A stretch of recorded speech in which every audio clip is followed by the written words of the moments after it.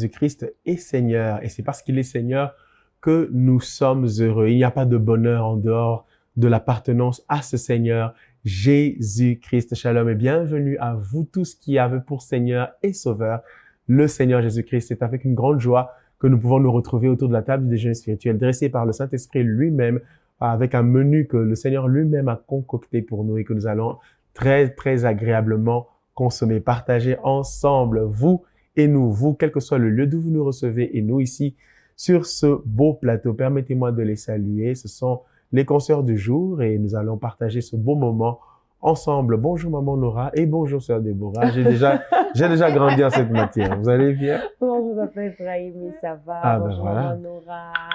Gloire au Seigneur. Bonjour Maman Nora, bonjour. Très content de vous voir et de vous savoir bien portante.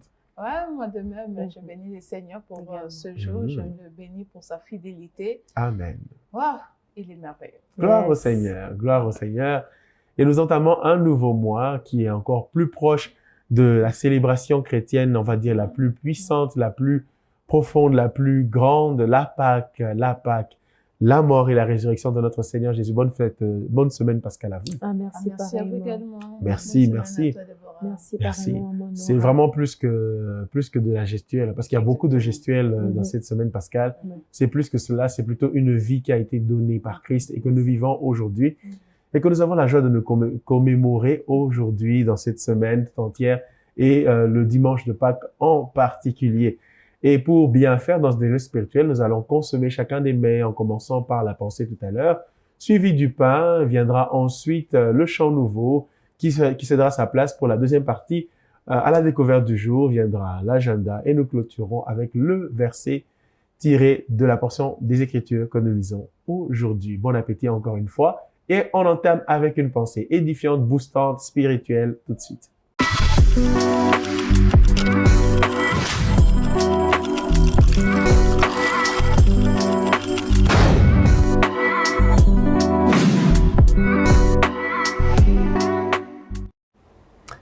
Maman Nora, avec vous, nous découvrons la pensée de ce jour. Merci beaucoup, Papa Ephraim. Eh ben, la pensée, elle est là, elle nous dit ceci: ne faites pas de projet en fonction de ce qui est dans votre poche. Faites deux projets en fonction de la poche de Dieu. Je répète encore, ne faites pas deux projets en fonction de ce qui est dans votre poche. Faites deux projets en fonction de la poche de Dieu. Et c'est très, très important pour nous de savoir que c'est... des fois, lorsqu'on regarde à ce que nous avons, tu peux projeter... Je vais parler par une petite expérience. Vous savez, quand je n'ai pas l'argent, je me disais, dès que j'aurai l'argent, je ferai. Mais je vous assure, une fois que j'ai touché la somme que je voulais, Vous n'avez pas fait ce que vous avez prévu. Je n'ai pas fait. Pourquoi? Parce que je ne sais pas si c'est l'embrouille ou si c'est quoi, mais je n'ai pas vraiment accompli le dessein. Vous voyez, ça c'est dans l'enthousiasme, c'est dans l'émotion de l'homme. Mais si par contre, on arrive à canaliser nos besoins, à canaliser tout ce que nous voulons, tu dis, Seigneur, regarde-moi dans mes plans, c'est ça. Je projette peut-être pour le mois de juin faire ceci, cela.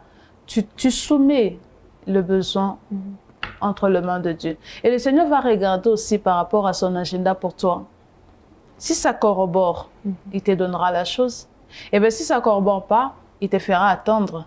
Mais dans cette attente-là, peut-être il te donnera une autre solution qui, pour lui, est bien ou soit bonne pour toi pendant ces temps-là que tu es en train d'attendre. Et il y a aussi cette pensée, je crois, dans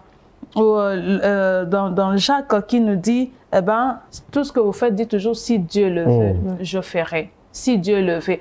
Et je pense que c'est un exercice, où chaque chrétien que nous sommes devrions nous soumettre.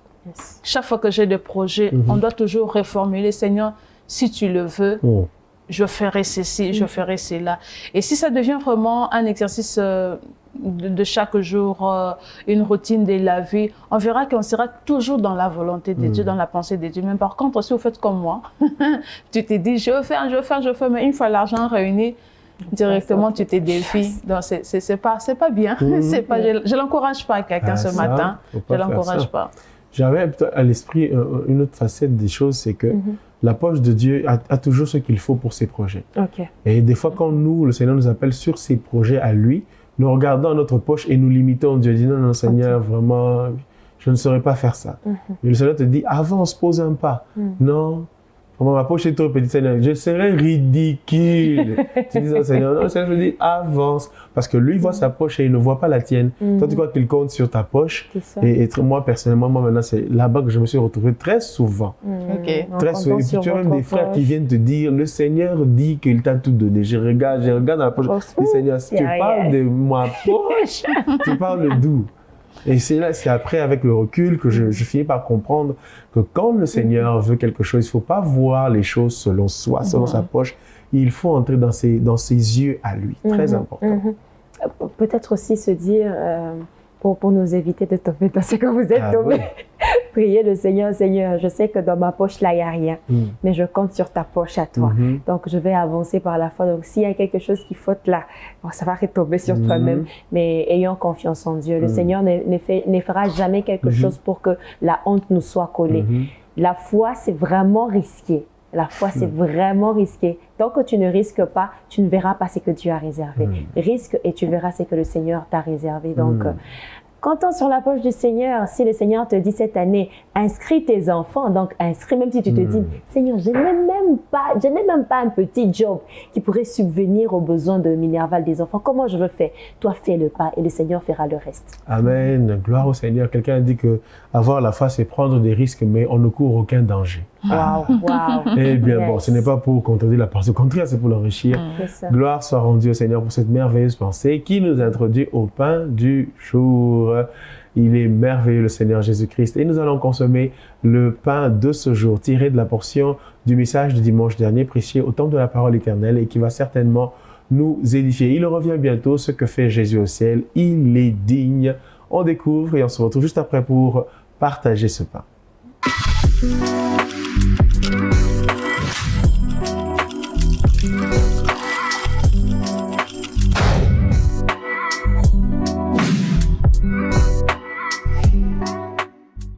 Sommes au chapitre 5.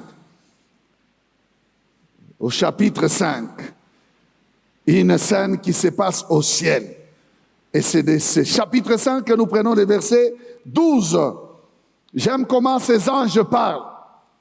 J'aime comment ces vieillards parlent. La Bible dit, il disait d'une voix forte. Il disait d'une voix forte. L'agneau qui a été immolé est digne de recevoir. Donc c'était même plus que ma voix là. Il disait d'une voix forte. L'agneau qui est immolé est digne de recevoir. Toi qui ne sais pas parler quand tu pries, apprends à parler. Quand tu parles à l'agneau, parle-lui. Oh, moi j'ai prié en silence. Tu es toujours en silence. Il disait d'une voix forte. Alléluia. Pourtant, ils sont au ciel, ils sont dans la présence de Dieu, ils peuvent le contempler. Lui connaît toutes choses, mais il lui parlait, il disait d'une voix forte. L'agneau qui a été immolé est digne de recevoir. Il y a deux vérités ici, bien-aimés, à partager. La première est que l'agneau est digne parce qu'il a été immolé. Ça, c'est une justification. C'est une définition. C'est une raison qui est donnée. Cet agneau est digne parce que lui, il a été immolé. Regardez, bien-aimés. Ceci nous enseigne l'importance de l'œuvre que Jésus a accomplie à la croix. Ça nous enseigne la valeur de son sacrifice. Un sacrifice qui a une valeur éternelle. Un sacrifice dont les effets sont manifestes jusqu'au ciel. Un sacrifice qui est reconnu. Même au ciel, les anges reconnaissent l'œuvre de la croix.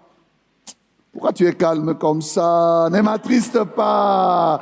Les anges reconnaissent l'œuvre de la croix. Les vieillards reconnaissent l'œuvre de la croix. Ceux qui sont au ciel reconnaissent l'œuvre de la croix. Nous qui sommes sur la terre, ne pouvons-nous pas nous réjouir de l'œuvre de la croix, bien-aimés? Le travail que Jésus a accompli est un travail important. Ce qui est intéressant, c'est quoi? C'est que dans sa position, il a laissé faire ces choses. Il a dit lui-même, il avait le pouvoir, bien-aimé, de pouvoir stopper ça, de pouvoir changer ça. Quand on a voulu intervenir en sa faveur, en prenant l'épée, tout ça, il dit non, arrêtez. J'ai le pouvoir d'appeler mon Père pour qu'il envoie 12 légions d'anges pour qu'ils interviennent pour moi. Mais je ne fais pas ça. Amen. Il a enduré sportivement, sachant qu'il a le pouvoir de tuer même ceux qui les touchaient. Il pouvait le faire, non, mais il n'a pas voulu le faire. Il a été trouvé obéissant. Il obéissait à qui? À celui qui a dit qu'il doit boire la coupe, qu'il doit aller à la croix, qu'il doit payer le prix de sa vie. Il devait mourir, Jésus. Apocalypse 5, c'est au ciel. La scène se passe au ciel. Je suis en train de vouloir dire à quelqu'un que tout tourne autour de l'agneau. Il est au centre de la relation entre Dieu et les hommes, entre Dieu et la création entière. C'est l'agneau qui est au centre. Tout, c'est l'agneau. L'agneau. As-tu mangé l'agneau, mon ami? Connais-tu l'agneau? Regarde au ciel comment il est traité. L'agneau qui a été immolé. Dans ta vie, l'agneau est immolé? Ta vie est-elle identifiée à l'agneau? Première vérité, c'est celle-là. Jésus est digne parce qu'il est l'agneau qui a été immolé. La deuxième vérité est que Jésus mérite de recevoir. S'il est digne, il mérite de recevoir. S'il est digne, il mérite de recevoir. Écoutez, ce n'est pas parce qu'il nous demande de recevoir. Non, c'est parce qu'il mérite. C'est parce qu'il est digne. Ça accompagne sa dignité. S'il est digne, c'est qu'il y a un certain nombre de choses qui lui sont dues. Au rang où il se retrouve, à la position qu'il a, Jésus a des choses qui l'accompagnent. Amen. Amen. L'agneau de Dieu est digne parce qu'il a accompli une œuvre digne, grandiose, voilà le terme. Dans le ciel, c'est reconnu, la terre le reconnaît et nous, ses enfants, nous qui avons reçu Jésus comme Seigneur, nous le reconnaissons. Parlons de ce merveilleux pain avec le pasteur Junior Kongolo qui nous a rejoint. Bonjour pasteur. Bonjour frère Ephraim. Alors, on est en train de redécouvrir encore la dignité de notre Seigneur. Cela est publié dans le ciel et deux vérités en découlent. Donc Jésus est digne parce qu'il a accompli une grande œuvre et voilà qu'il est digne aussi de recevoir maintenant. Il a accompli, mais il doit recevoir aussi. Et comment, hier on était en train de se positionner par rapport à, on trouvait une position par rapport à nous. Les anges ont déjà la position. Est-ce qu'on peut encore encourager quelqu'un à avoir cette position devant celui qui est digne et à lui donner ce qu'il doit recevoir? Oui, on peut encourager ceux qui nous suivent à lui donner ce qui lui est dû. Et comme on l'a souligné hier, il est digne de recevoir notre adoration, nos louanges. Il est digne que nous puissions lui donner tous les honneurs, toute la gloire. Donc, tout ce qu'il y a de mieux lui revient d'abord. Et nous autres, c'est après. Comme le frère Ephraim venait de le dire, les anges déjà ont compris cela et c'est ce qu'ils sont en train de faire continuellement au ciel. Et je crois que celui qui a compris peut commencer à le faire sur la terre. Ainsi, tu pourras vivre le ciel sur la terre aussi. C'est peut-être une petite réflexion. Beaucoup ont été bloqués par le format de l'agneau. Ils ont été bloqués par ça. Il fallait pas que ce soit un agneau. Il fallait que ce soit un lion Jésus cœur des lions, un truc du genre, pour arriver à croire qu'il est digne. Mais le ciel reconnaît que l'agneau est digne. Comment est-ce qu'on peut aider ces personnes qui ont un problème avec la figure de l'agneau? Ok. On peut dire ceci, la manière dont le ciel voit les choses, la manière dont Dieu voit les choses, ce n'est pas forcément comme nous les voyons. En fait, souvent des valeurs que Dieu considère dans le monde, on ne les prend pas avec tellement d'importance, on ne donne pas tellement d'importance. En fait, Dieu considère plus l'humilité, il considère plus la douceur. Mais par contre, nous aimons bien des gens qui aiment s'élever par eux-mêmes, qui se feraient un chemin, qui se font un nom. Et avec Dieu, ce n'est pas le cas. Donc, avec Dieu, c'est d'abord l'humilité, après, c'est la gloire. Donc, nous devons changer notre manière de voir les choses. En fait, vu que la race humaine a été corrompue, la race humaine aussi a inversé les choses, a commencé à voir les choses de manière différente à celle de la vision de Dieu. Et je crois qu'un enfant de Dieu qui est restauré va comprendre que les valeurs dans le royaume des cieux sont totalement différentes de ce que nous considérons, nous, en tant qu'humains. Nous pensons que le plus fort, c'est celui qui crie, c'est celui qui est musclé, c'est celui qui peut imposer son autorité. Mais par contre, le Seigneur a défendu cela en disant que vous ne devez pas agir comme les dignitaires de ce monde, alors que les disciples cherchaient à savoir qui sera le plus grand dans le royaume des cieux. Et dans le royaume des cieux, je peux dire que les valeurs sont réellement inversées. Ce n'est pas comme nous le voyons. Donc, faisons de notre mieux pour nous accorder à Dieu et enfin de ne pas être déçus demain. Parce qu'aujourd'hui, si quelqu'un est orgueilleux, on va le voir par sa manière d'être et les gens vont l'applaudir. Alors qu'on l'applaudit, mais Dieu est en train de regretter. Il s'est dit, celui-ci se dresse à mon opposant. Le premier orgueil, c'est le diable lui-même. Il a voulu s'élever par lui-même. Donc, on a vu ce qui s'est passé, il a été précipité. Donc, veillons beaucoup sur nos considérations, nos valeurs. Pasteur, je crois que c'est l'heure de prier avec quelqu'un qui a besoin maintenant de se positionner encore, parce que le ciel est positionné par rapport à l'agneau. La terre doit se positionner aussi.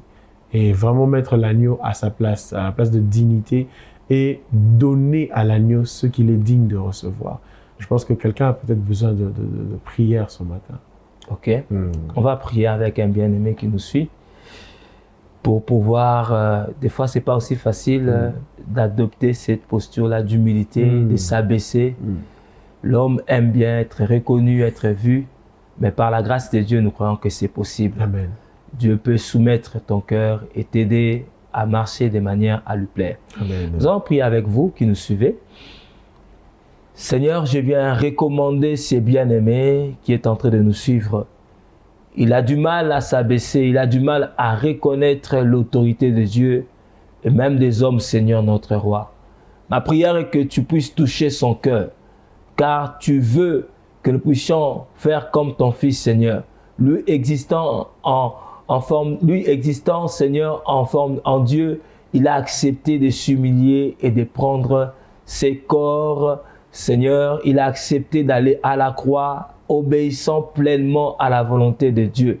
Il a accepté l'autorité de son Père. Père, je viens prier pour ces bien-aimés qui a du mal à accepter, qui a du mal à se laisser faire, qui a du mal à s'humilier par lui-même au Dieu des gloires. Tu es capable de changer son cœur. Ma prière ce matin, que tu lui donnes un cœur nouveau.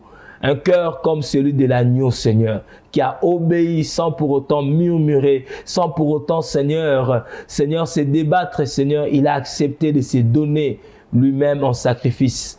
Oh, notre roi, nous croyons que tu le feras dans la vie de chacun de nous. Nous croyons que tu le feras, Seigneur, dans la vie de ceux qui nous suivent, Seigneur. Parce que l'humilité, Seigneur, précède la gloire, mais l'orgueil précède la chute, Seigneur, notre roi. Et merci pour l'œuvre et l'action de ton esprit, seul qui est capable de nous rendre humbles pour ressembler à notre Seigneur. Et Père, j'ai béni cette journée qui vient de commencer. J'ai béni tout ce qu'on aura à faire. Sois avec chacun de nous et toutes les émissions qui vont avoir lieu dans cette chaîne. Nous les recommandons sous ta grâce. Au nom puissant de Jésus, nous avons ainsi prié, nous disons Amen. Amen. Gloire au Seigneur. Merci beaucoup, pasteur, pour ce moment partagé ensemble. Et nous prions le Seigneur qu'il nous garde pour qu'on se retrouve encore demain. Oui. Gloire au Seigneur, gloire au Seigneur. L'agneau est digne de recevoir notre louange, un chant nouveau qui vient de notre cœur. Nous allons vous aider à l'élever vers le Seigneur dans chant nouveau tout de suite.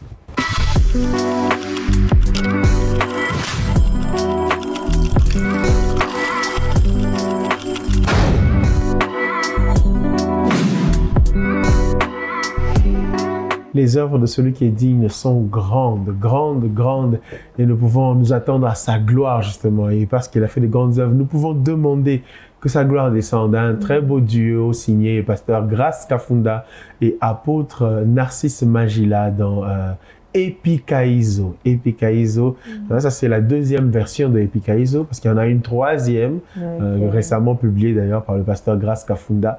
Et il y a une première aussi, encore plus ancienne que celle-là, mais ce chant, il est visiblement indémodable et il nous fait du bien, beaucoup de bien. Ah oui, hein, et c'est depuis la première version et que ça continue. C'est cette prière que nous souhaitons, que le Seigneur nous voigne, hein, nous voigne. Parce que quand le Seigneur te voit, tu verras qu'il y a une certaine façon de faire que tu faisais autrefois qui va changer. J'aime bien quand le Seigneur a équipé Beth-Salel pour la construction de son temple. Donc vous savez, quand le Seigneur vous voit, c'est que c'est pour un but, c'est pour faire quelque chose, c'est pas pour rester inerte, ne faisant rien. Non, je garde, c'est pour moi, c'est pas pour toi, c'est pour lui, c'est pour son œuvre. Donc à chaque fois, quand le Seigneur déposera en toi quelque chose, ne reste pas bras croisés, travaille pour l'avancée de son œuvre. Amen. J'ai à l'image l'homme qui descendait de Jérusalem à Jéricho et qui a été ramassé en route par des brigands qui l'ont frappé et laissé à demi-mort. Donc un peu, encore il traversait, carrément il partait. Et quand celui qui a appelé le bon samaritain l'a pris, elle me dit qu'il a mis sur lui du vin et je crois qu'il a aussi mis de l'huile si je ne me trompe pas. Et j'ai à l'esprit que le Saint-Esprit n'est pas là que d'abord pour venir, est-ce que toi tu viens pour viens travailler. Ouais. Non, il vient aussi soigner. Exact. Il vient d'abord restaurer quelqu'un. Il est attentionné. Hein? C'est pas l'esprit là, pas. Non, il vient, il te rend capable. Il va puiser dans tes faiblesses. Il vient fait l'état des lieux de tes faiblesses. Il te donne sa force que tu n'as pas et que tu ne pourras pas avoir par toi-même. Et là, tu pourras te tenir debout ensuite. Exactement. Et j'aime beaucoup l'image que vous avez donnée, Papa Ephraim. Parce que s'il faut juste regarder le Saint-Esprit d'une autre façon, c'est qu'on ne le ramènera pas dans le détail. On croira que le Saint-Esprit, c'est juste si je dois aller prêcher, si je dois aller chanter, servir. Mais pour exemple, le cas des maladies, que je me sens faible dans mon corps, là, le Saint-Esprit, ce n'est pas son cas. Non, au contraire. La Bible parle, il vous enseignera toutes choses. Et dans les toutes choses, là, il y a cette restauration dont vous parlez, cette guérison. Même les blessures de votre âme, le Saint-Esprit est là pour ça. Parce qu'imaginez-vous, si ce monsieur, il était resté là, même si on pouvait lui apporter du secours, mais si dans le secours apporté, il n'y a pas le petit soin, comment cette personne se relèverait pour peut-être prendre du courage, monter sur l'âne ou soit sur n'importe quel outil que vous allez utiliser pour l'amener jusqu'à l'hospice là où il était accueilli? Je ne pense pas. Le Seigneur, lorsqu'il vient, il peut nous trouver à un niveau très bas. Et j'espère que lorsque ce monsieur-là, soit ces brigands-là, l'ont rossé de coups, eh ben, ils lui ont même pas laissé la possibilité soit de se défendre, je ne sais pas, j'imagine seulement. Parce que des fois, avec les histoires de la Bible, il faut se faire des scénarios à l'esprit qui sont de comprendre la scène. On l'a tellement rossé, et je suppose que ce n'était pas une personne. Parce que les laisser dans cet état-là de demi-mort, c'est qu'il y a eu plusieurs personnes. Soit on a utilisé des pierres, on a utilisé, je ne sais pas moi, de bois, toutes choses juste dans le but de les neutraliser. Pour qu'il ne soit pas en mesure de se défendre, soit de récupérer ce qui était à lui. Dans cet état-là de chaos, on l'a laissé.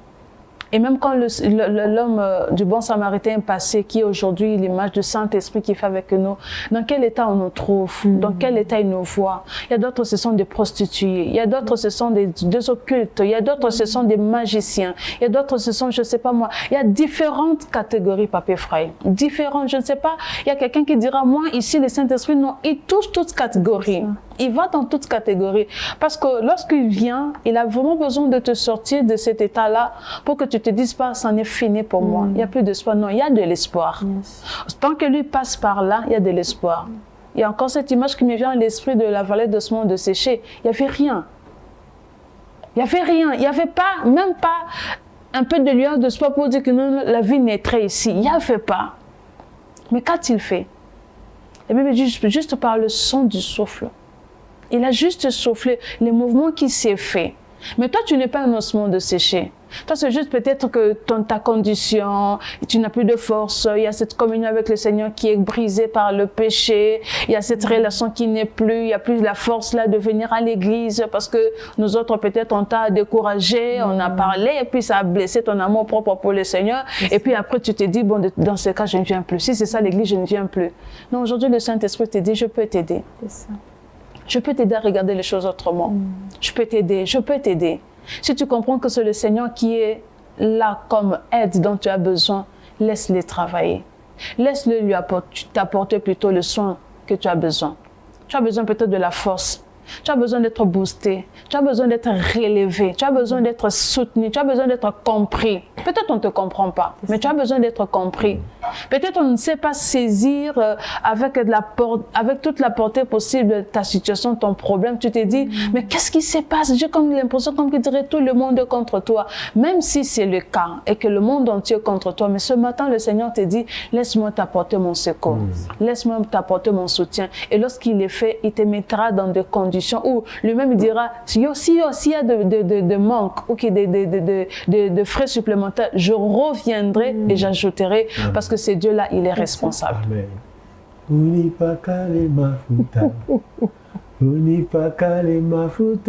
Ah, vraiment. Je ne chante pas, sinon tu diras non. Ici, moi, j'encourage toujours tout le monde. Non, la fois dernière, Deborah essayait de chanter ici. Ah bon, j'ai dit quoi? J'ai dit Le quoi? regard seulement. Ah non, le regard, ça va être un regard qui pose la question. Jusqu'où tu peux aller? Intimide. Non, vraiment, il peut le faire. Demande-lui qu'il le fasse. Des fois, on s'enduit soi-même, mais là, en cette matière, c'est lui qui doit t'enduire d'huile. Amen. Gloire soit rendue au Seigneur. Première partie du déjeuner spirituel. OK. On ouvre la deuxième partie et on découvre. C'est la découverte, comme nous aimons les découvertes dans le déjeuner spirituel. On ne peut pas se priver des découvertes. Alors, nous découvrons la découverte. On aura ce qu'on découvre ou bien c'est comment? Eh bien oui, on va découvrir ensemble avec vous. Nous parlerons d'une plante qui est à la fois dans le cosmétique, mais également la cuisine. Ça passe aussi dans, comment on appelle ça? Capillaire, hein? Les soins capillaires également. Eh bien, c'est tout de suite. Vraiment. Eh bien, on découvre ça tout de suite après ceci.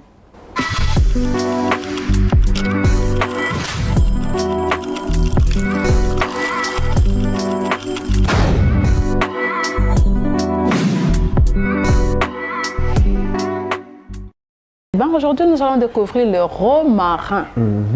Le romarin, je crois que vous connaissez quand même. En tout cas, j'en ai entendu parler plusieurs fois. Je l'ai vu aussi sur certaines viandes. Je l'ai vu. Et voilà, je l'ai vu aussi moulu, sous format moulu, je crois. Oui.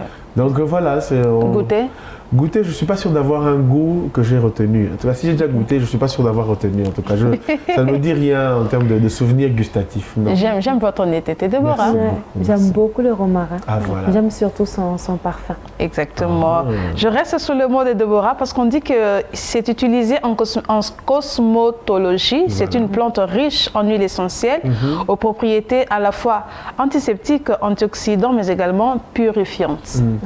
Donc, c'est très important. Elle est aussi déodorante pour le peau fragile, les peaux grasses, mais aussi ça favorise la régulation de sécrétion. C'est-à-dire que là, on voit la bouche qui mange, qui mâchouille, et c'est très important. Lorsqu'il est utilisé en parfumerie, le romarin extrait et dans la composition, on parle ici, on relate l'histoire de la reine d'Hongrie qui avait le problème des rhumatismes.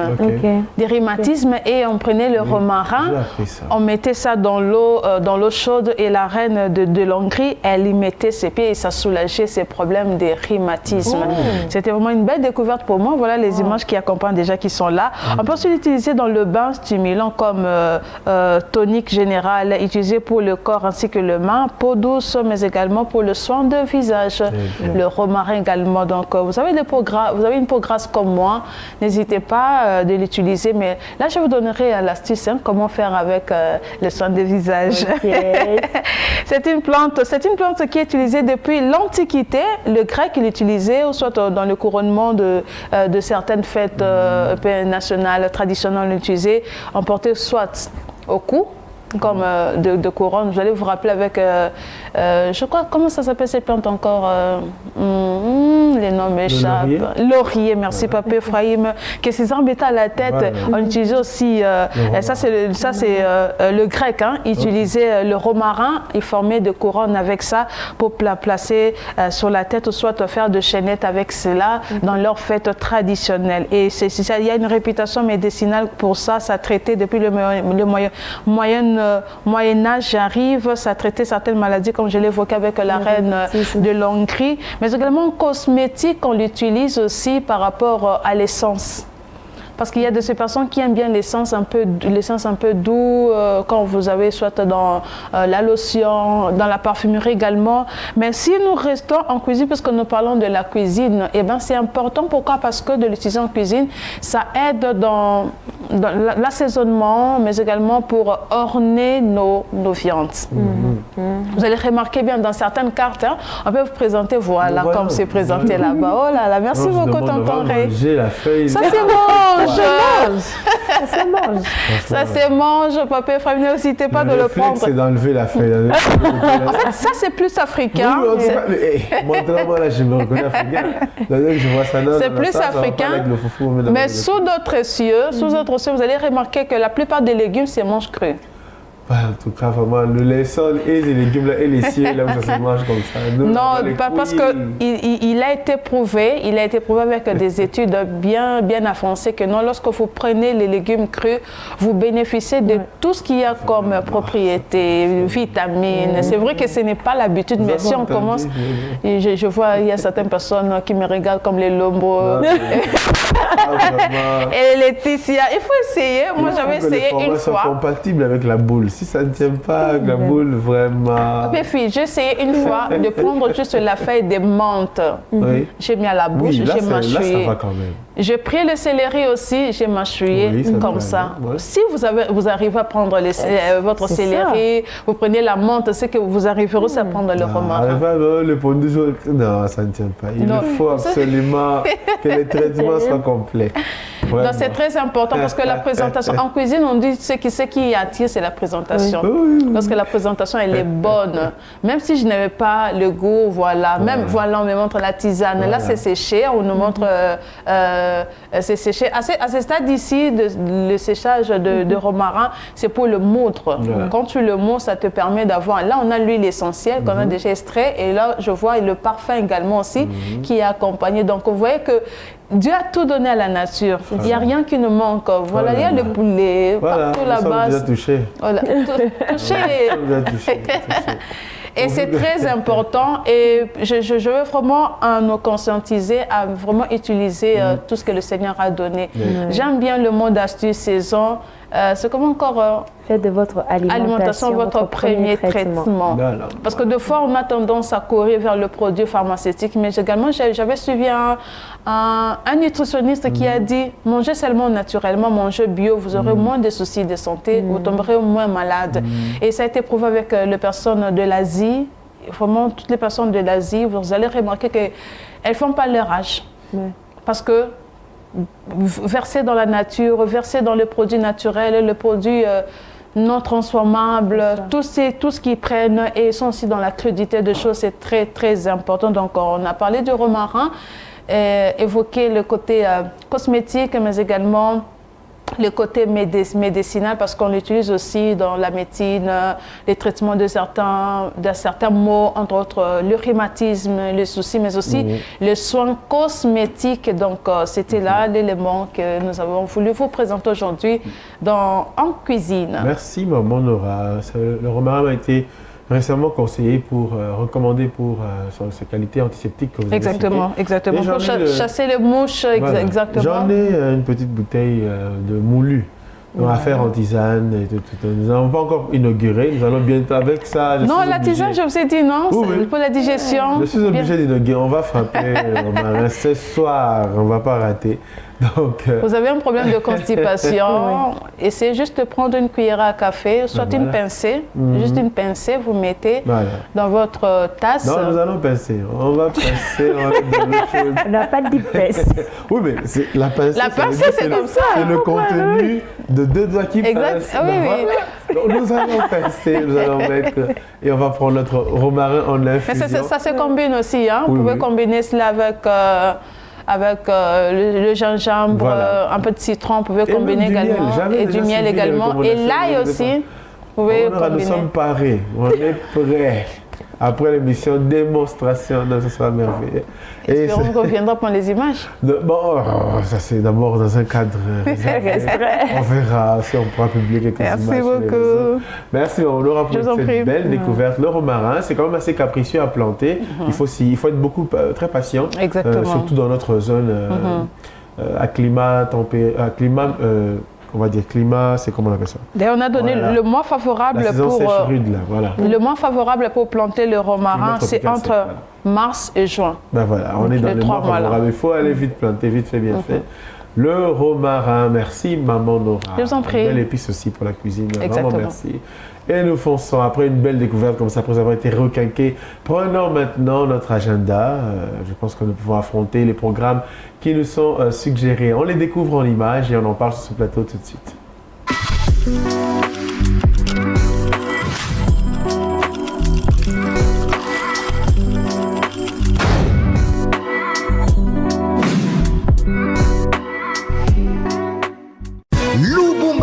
Il n'est plus dans le tombeau, Jésus est ressuscité. Une grande fête s'annonce et nous proclamons tous: ô mort, où est ta force? Ô mort, où est ton aiguillon?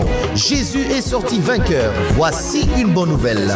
Nous célébrons ce samedi 4 avril 2026 de 14h30 à 18h la Pâque 2026 dans la communauté des Assemblées de Dieu de la RD Congo, 37e KDC Katanga Est, district de Lubumbashi Centre. Sous le thème « Le son qui parle mieux », Hébreux 12, 24, à la parole éternelle, la borne, avenue Sandoa, coin Kassavubu, commune de Lubumbashi. Retrouvez le pasteur Merlin Zouzi, Shalom, pasteur Mifingoy, JLN, pasteur Timothée Benguela, Philadelphie, révérend Eddie Mandé, Jésus le Rocher, révérend Salomo Kalala Mada, révérend Guy Amani, la borne, révérend Christophe Shekina, représentant provincial Gracieux Grâce, pasteur Joe J.C. Monsunga, chef des districts, épée de l'Éternel. Célébration Pâques 2026, des moments de partage de la parole et des fortes prières. Caribou, bienvenue et que Dieu vous bénisse.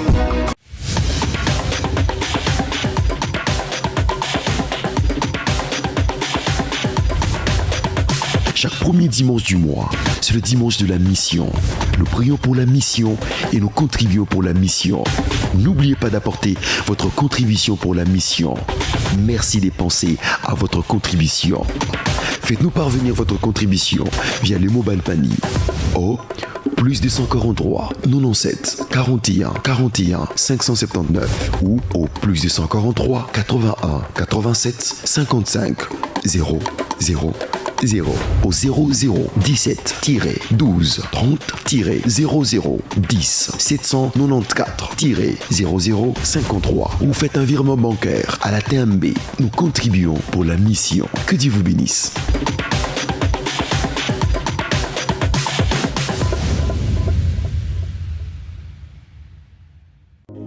Séminaire de Pâques 2026 au Centre évangélique La Parole Éternelle, extension de la borne à Lubumbashi.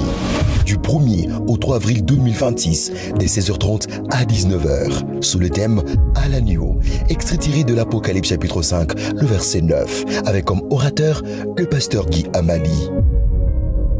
Ce programme sera retransmis en direct sur Parole Éternelle, radio et télévision. Ne manque pas, nous serons au Temple de la Parole Éternelle, avenue Kasavubu 119, dans la commune de Lubumbashi. Cordial bienvenue à toutes les familles.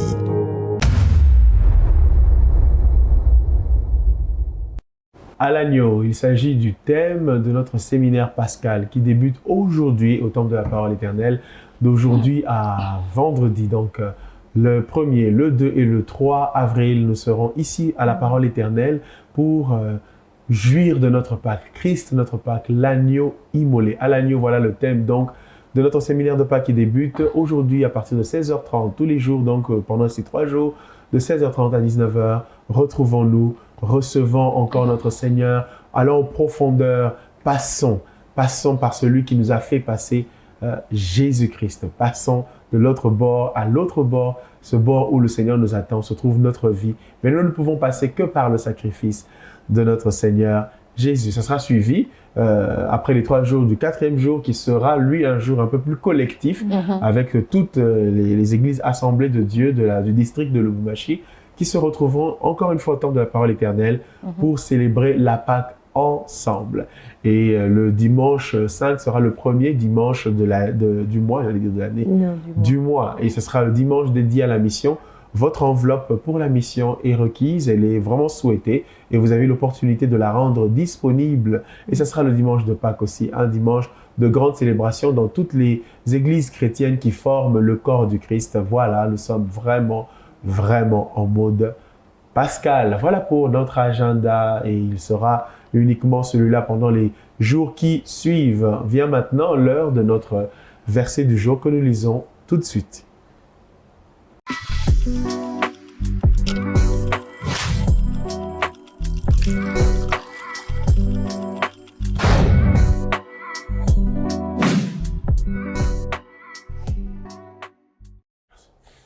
Et voici notre verset avec vous, sœur Déborah. Le verset du jour, il est tiré de 1 Roi 12, le 24e verset qui nous dit « Ils obéirent à la parole de l'Éternel et ils s'en retournèrent selon la parole de l'Éternel » tiré de 1 Roi 12, le 24e verset. Gloire au Seigneur, que ce soit là notre comportement aussi vis-à-vis de la parole du Seigneur, soyons obéissants. Merci mesdames pour ce bon moment passé ensemble. Merci à vous aussi, monsieur. Gloire au Seigneur. Le romarin est au menu du jour. Vraiment chez moi, je vais frapper l'affaire du romarin, que ce soit en pincé ou en cuillerée, avec toutes sortes d'associations, on va appliquer. Et si vous voulez faire de même, faites-le avec joie. Faites-le avec joie. Voilà. Et puis si vous mettez les feuillets de romarin là-bas, bon, ne vous sentez pas intimidé. Au moins pour la décoration, c'est bon. Mais si après la décoration, vous ne trouvez pas l'utilité, mettez de côté et faites l'association avec la boule et la viande. Et voilà. Merci Arrête Envoyez-nous pour ce beau moment qui nous a permis de passer avec vous en nous faisant arriver sur tous vos écrans. Merci à la grande équipe cachée de ce déjeuner spirituel. Gardons nos robes blanches car le Seigneur est à la porte. Shalom. Shalom.